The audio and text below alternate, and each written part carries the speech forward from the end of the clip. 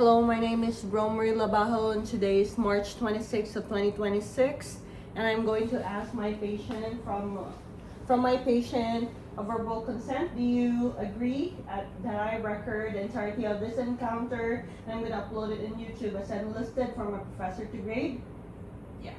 Yeah, so I got my verbal consent. I am now going to do an integrity check. I am gonna show the phone first with this mirror. The mirror is clean. There's no notes in there, and that's my camera right there. Okay. I'm also gonna show my ears. There's nothing in there, and I'm gonna show the 360 room scan.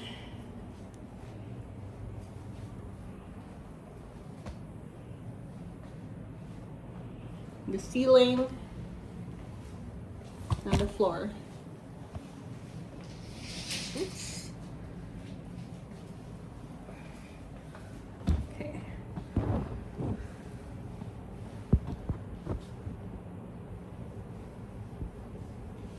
I'm also gonna show my studs. So it's just plain, and there's nothing in there. It's just a pen, a marker, and a stethoscope.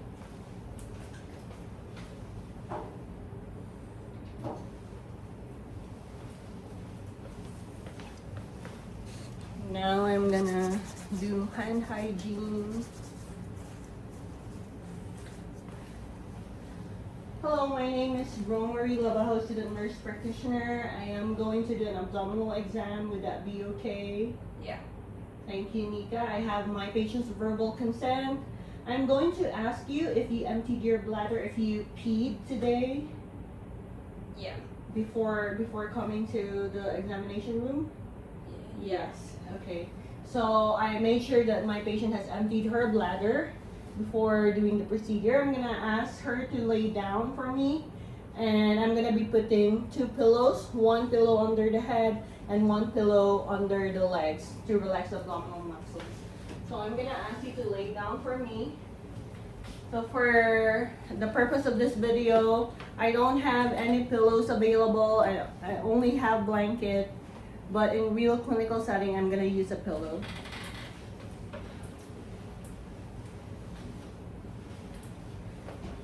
And I'm gonna be exposing your abdomen, okay? So for the purpose of this video and to preserve my patient's privacy and integrity, I'm gonna be exposing only up to the breast part. But in real clinical setting, I'm gonna be exposing up to the midline, nipple line. Okay, so I'm gonna be up to you. Do you want me to raise it, or you're gonna be? That's fine. Okay. I'm gonna be exposing the abdomen, and I'm gonna be, yeah. So I'm now checking for the contour and peristalsis, and I am seeing flat, symmetry, no lesions, no rashes, no bulges, no pulsations or anything. I'm also comparing to the sclera of my patient, and I don't notice any jaundice, and its normal fresnicity is dry, and I don't see any palpable veins or vessels. Now I'm gonna do auscultation.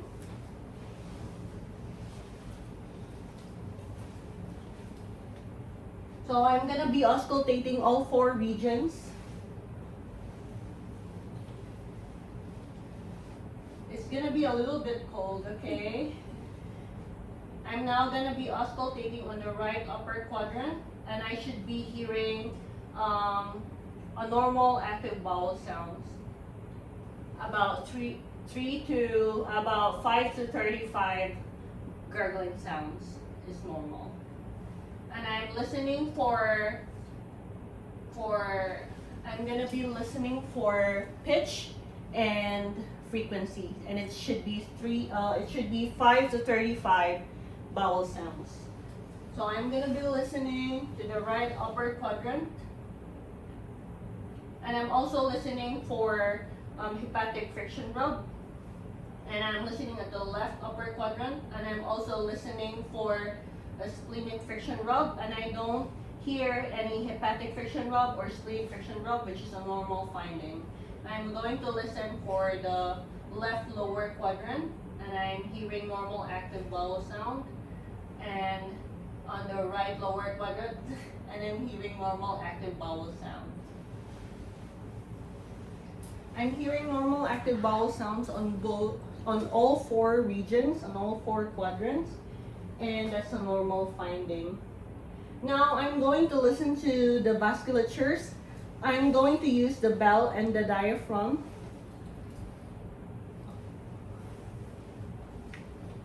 And I should be expecting to hear brewy sounds, and that will be an abnormal finding if I hear a brewy sound. A normal finding, you wouldn't hear any brewy sounds. So I'm going to the epigastric region, and I'm listening for brewy sound to the aortic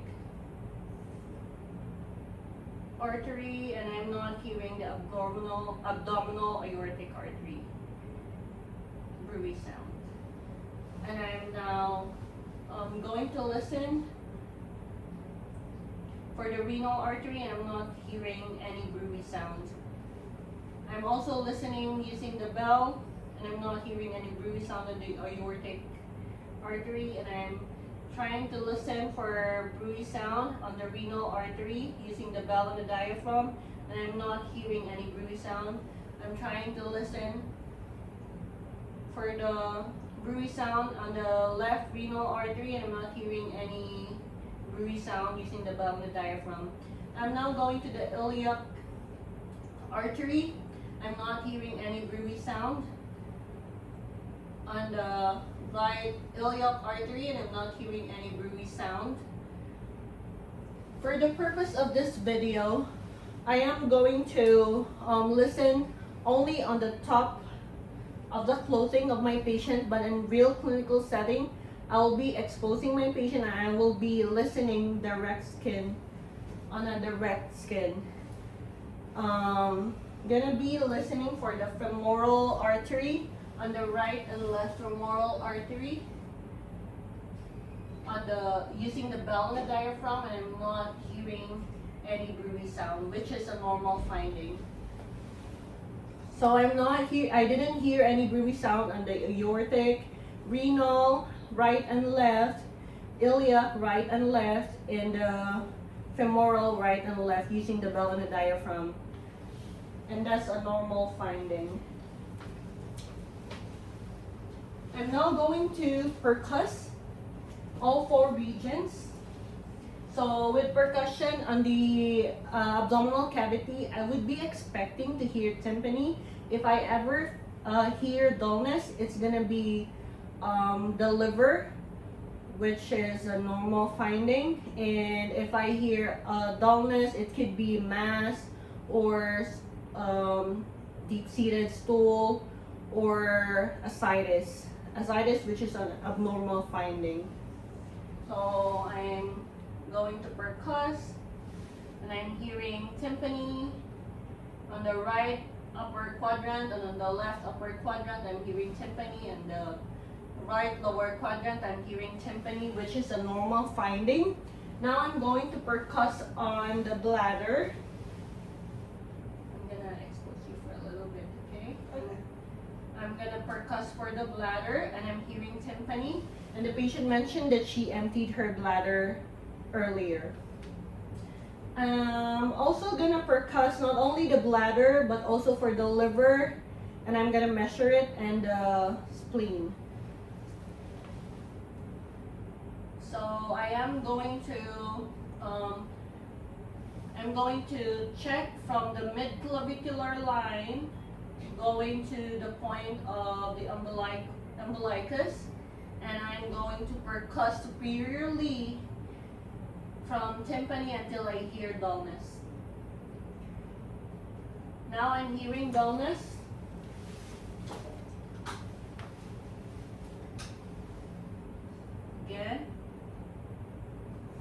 now I'm hearing dullness and I'm gonna mark it. So that would be for me to measure the vertical span of the liver. So now from the nipple line going to the intercostal space, I'm gonna be palpating. For the purpose of this video, I am going to palpate. I am going to percuss. What I mean is percuss. I'm going to percuss in a real clinical setting, but for the purpose of this video, I am just going to percuss over the closing. So from the nipple line going to the intercostal space, I'm hearing for resonance, and then tympani, until I hear dullness. Now I'm hearing for dullness. I'm going to mark this. And now I have my markings. I'm going to measure the vertical span of my liver, of the patient liver. And I'm seeing 6 centimeters. The normal range for liver size is between 6 to 12 centimeters, which is, I have 6 centimeters, which is a normal finding. Now I'm going to percuss for my patient's spleen. So I'm going to percuss for splenic dullness, which is an abnormal finding. I shouldn't be hearing a splenic dullness. So now from the left upper quadrant, I'm going to percuss, going to the mid-axillary line on the 9th to 10th rib, which I'm not being able to see out to show in the video, but I'm using a Castle sign. I am percussing for splenic dullness, and I'm not hearing any dullness. And I'm also going to ask my patient to inspire while I'm percussing. Okay, take a deep breath, Nika. And I'm not hearing any dullness, so which is a normal finding. Now I have percussed for my patient's bladder, liver, and spleen.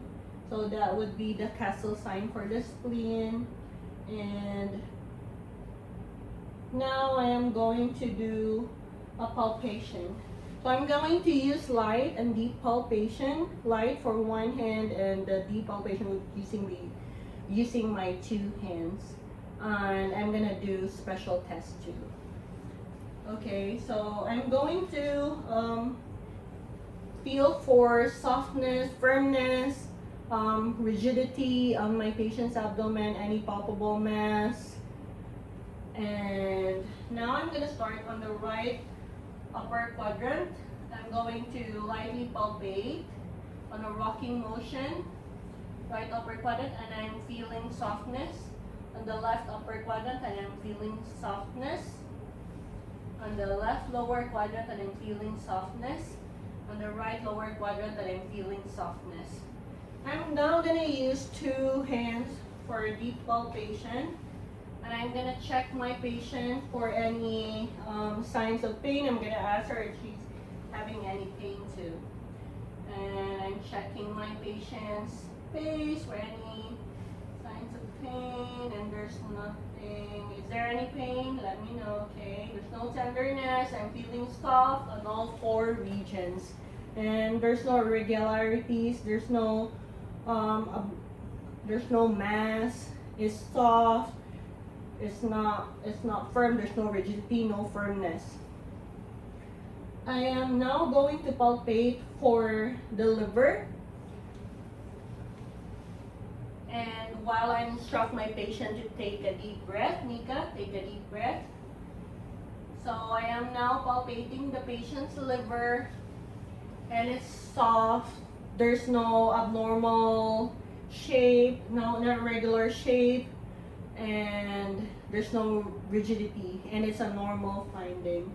Now I'm going to instruct my patient to inspire, and I'm gonna palpate for the spleen. So I'm going to palpate the spleen at the left upper quadrant. Nika, can you take a deep breath for me?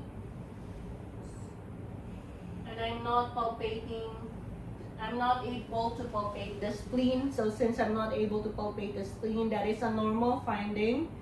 So if you're able to palpate the spleen, it's gonna indicate that the patient is having a splenomegaly. So now I have done my palpations, and I'm gonna go to do the 4 tests, special tests. I'm going to start to check for ascites. So with ascites, we're gonna be doing a fluid wave test. So with a fluid wave test, I'm gonna hold on both sides, and if I'm working with a healthcare worker, I'm gonna ask that person to hold the midline for me, but in this scenario, I'm gonna ask my patient to put her hands in the middle, like that, like this. Yeah, in the middle, and I'm gonna be doing the fluid weight test from one side to the other. If it is positive, then I should be feeling impulses from one side to this part of the hand. But I am not concerned for ascites in this case. So, okay, you can put your hands down now. I am going to perform next to check for the Murphy sign, to check for cholecystitis. So I'm gonna be asking my patient to take a deep breath while I palpate the gallbladder. And if my patient is unable to take a deep breath or there's an arrest, then that would be a positive sign for Murphy's, and that would be a positive for cholecystitis. So now I'm going to ask you to take a deep breath, Nika, while I palpate this gallbladder. Take a deep breath, and she's able to take a deep breath, and that's a negative finding for cholecystitis, and it's a negative Murphy sign. So now I'm going to do check for appendicitis. I'm gonna be using the roving sign.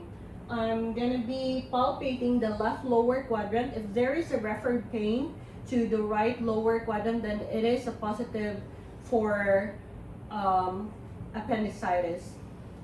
I'm going to palpate this part of the abdomen, Nika. If you feel any pain on this side, on the right side, let me know, okay? So I am now palpating the left lower quadrant. Are you feeling any pain? Are you feeling any pain right now? No, so she's not feeling any pain. There's no referred pain, so it's a negative roving sign, negative for appendicitis. Now, I did check the ascites and it's negative. I did check the cholecystitis and it's negative, and I checked the appendicitis, it's negative. Now I'm going to check for CVA tenderness or costovertebral angle tenderness. Okay, I'm gonna be asking my patient to sit facing that way.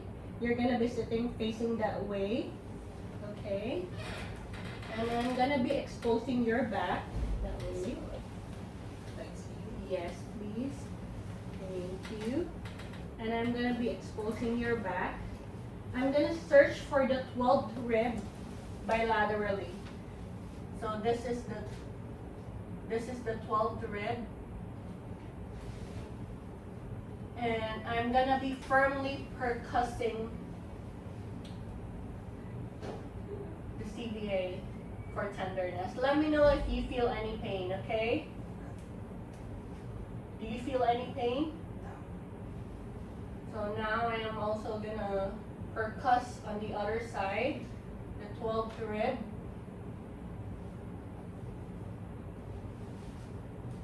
You feel any pain? No.